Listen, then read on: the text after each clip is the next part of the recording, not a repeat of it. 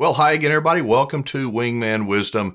Today, I'm going to do a follow-up on the video I did that was called NFL Nightmare about the young man that collapsed of cardiac arrest on Monday Night Football.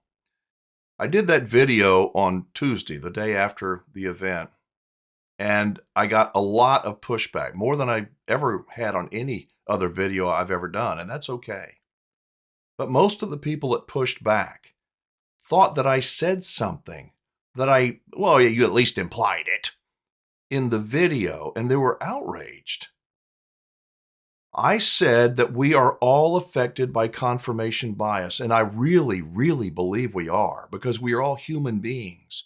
We latch onto our beliefs and we don't want to let go. That's not a smart thing to do. You can survive. You can live in bliss. The world is flat. You think the world is round? We all know that the earth is flat. Until you know what you don't know everything. You just know everything you know. And when you say that I came to a conclusion, no, I did not. I came up with questions. I've got a lot of questions. So I'm going to talk to you about Paul Harvey. If you don't know who Paul Harvey was, he was a legend. I'm going to tell you about Paul Harvey. I'm going to tell you why what happened on Monday night may be the greatest thing ever. At least we can look for a silver cloud in that silver lining to that terrible dark cloud that was on top of us and what has followed us ever since. I'm going to start out by telling you about my dog Napoleon and how this all kind of ties together. So Napoleon is my appendage. He's my 3-year-old Chihuahua. He sleeps right next to me on the floor when I'm at my desk. He's tiny and he gets cold real easily. So I turn a hot pad on him. Man, he gets under the blanket, gets on top of that hot pad. He's sound asleep.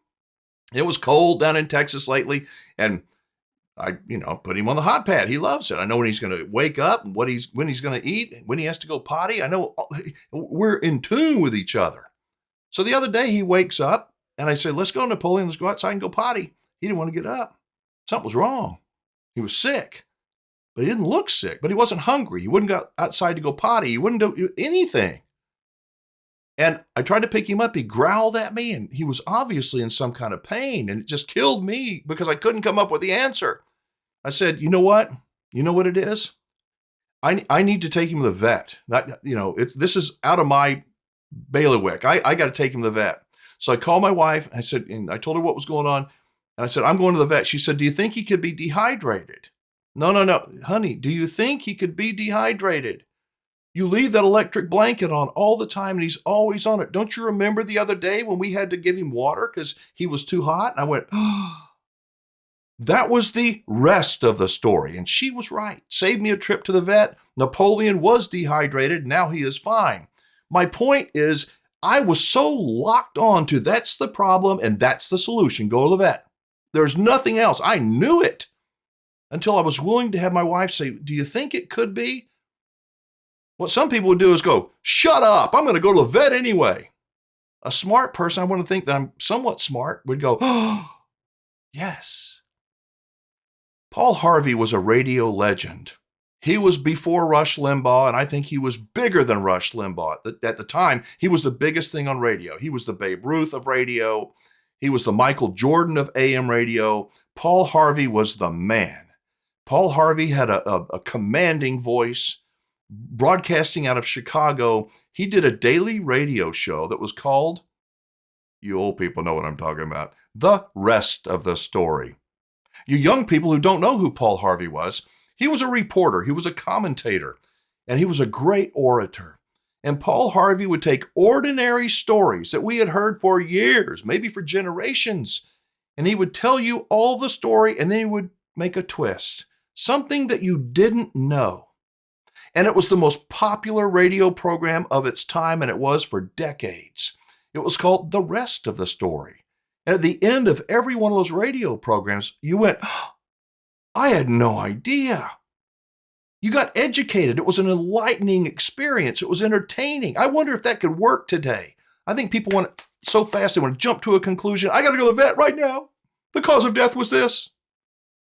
I think we need to stop, pause. And what is the rest of the story?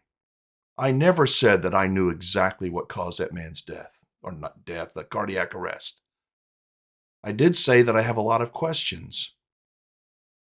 If it was something that was common, then why hasn't it happened before? Seriously. If you are one of the people that think that I'm off my rocker, I need to go put my tinfoil hat back on, I'm going to put a link to a video. It's 2.5 minutes long down in the description of this video. I challenge you, respectfully challenge you with an open mind to go and watch this video. Just watch it. You can think it's a bunch of junk, but try to watch for 2.5 minutes with an open mind.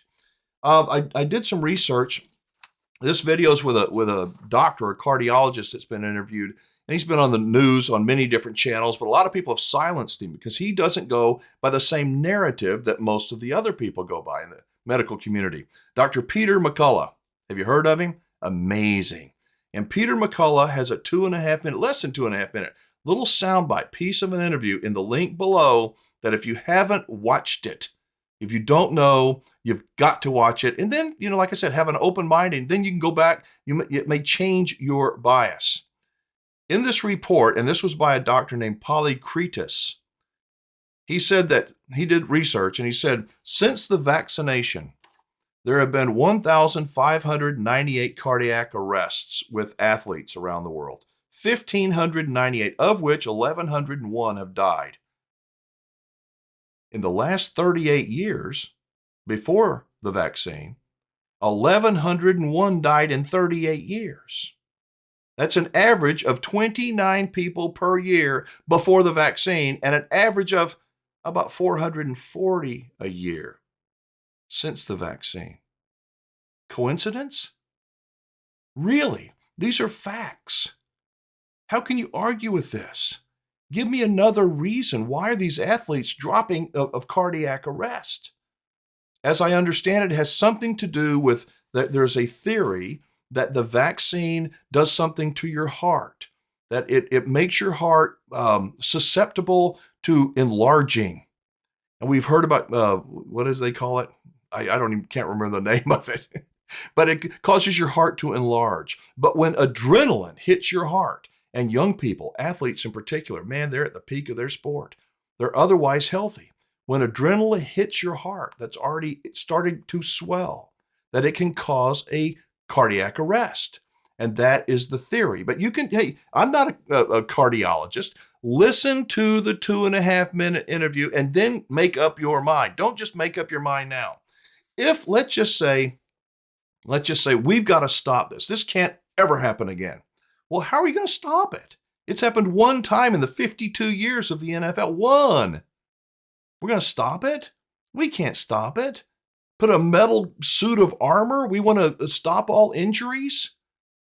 We want to stop the pain with kids. We want to stop emissions in cars, right?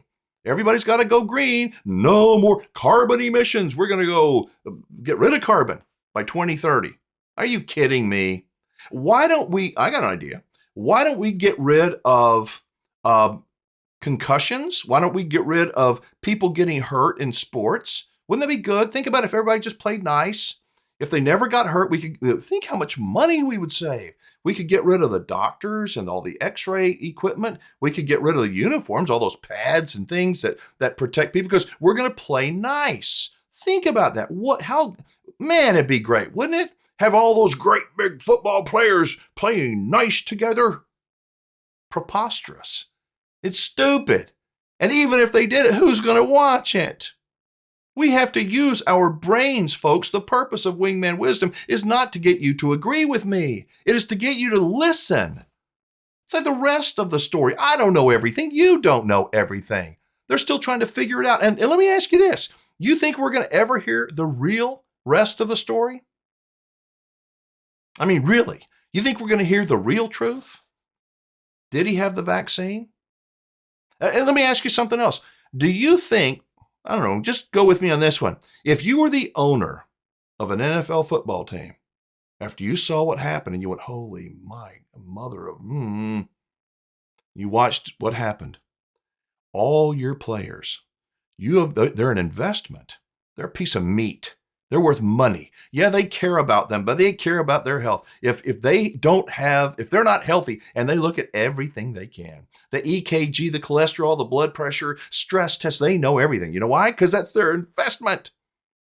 What do you think? Do you think even one football owner said, okay, listen, teammates, all you guys, shut your mouths and come in. We're going to take an EKG.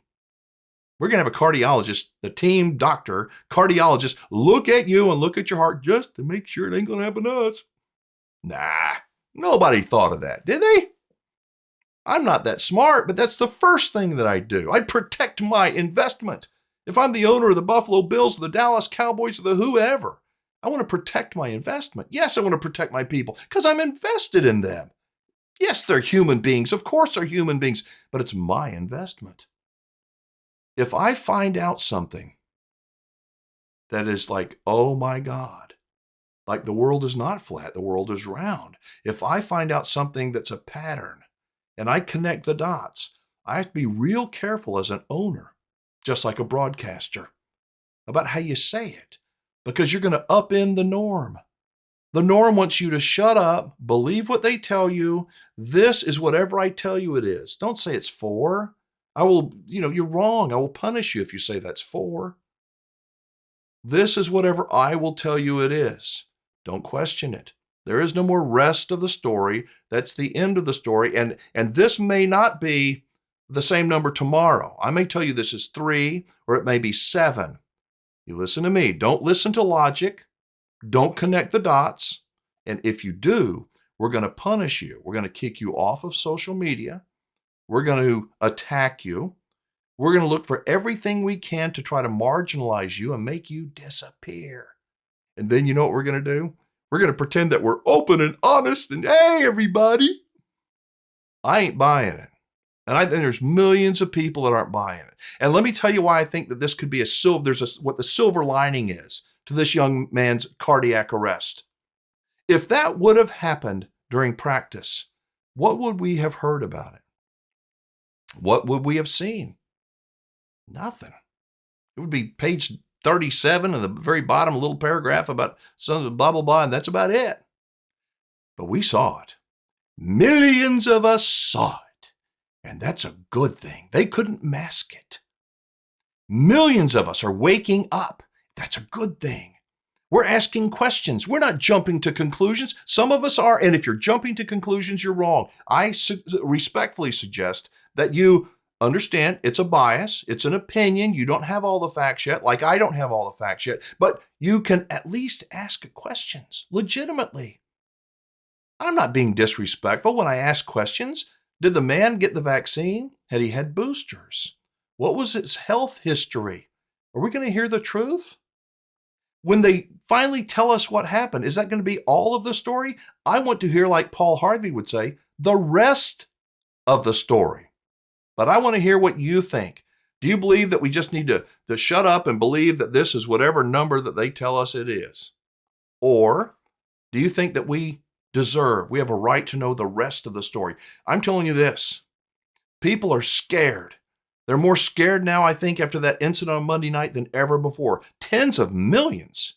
I don't know how many people have taken the you-know-what, but a big portion of them are going, oh my God. I wonder could it be? I don't know. I don't think it's a bad thing. I think that as they say, the shine the light of truth on something, you'll see the rats run away. The incident that happened is sad. It's beyond sad. It's horrible. I hope we never see something like that again. But if something good can come of it, if we can wake up, if we can stand up and say, no, I need to know some answers. You have told us that we had to do this. We had to. And if we do this, then everything would be okay. I don't know. I can't respond to everybody. I babble a lot. I'm concerned. I've got that link to the video. I look at the 29 cases per year of people dropping dead in sports over the previous 38 years before the vaccine. One of the legends that I used to follow when I was young was Pistol Pete Maravich. Bam. He was dead. Cardiac arrest. He had a heart condition that nobody knew about. But back then, yes, they were a piece of meat that worked for a professional basketball owner and a team, but they didn't have the medical technology that they have today. If they did, they probably would have spotted that he had a bad heart before it happened. I don't know. That's just my supposition. I don't come to conclusions. I come to points and go, okay, this is where I'm at. But I wonder, and I want to know the rest of the story. I'd like to know if you agree, if you disagree, if you can see the silver lining that I can. I want you to respond. Leave me a voicemail. Hopefully you will not leave the channel. If you do, I certainly understand. As I say, you're welcome to come back anytime you'd like. But drop me a comment. My contact information is in the description below. If you click the word more down underneath this video, it will open up and you'll see a link to that 2.5-minute video that I referenced. I suggest everybody goes and watches it. You don't have to agree with it. Just go watch it. It's with a cardiologist. This dude is one smart guy. Watch it. As I said, come to your own conclusion. Leave me a comment, call me, email. As I said, drop a comment, like the video, and I will see you again soon. Thank you so much for watching. I'm Alan Warren, the RV Wingman. Be safe, have fun, play nice, and don't leave your good manners at home.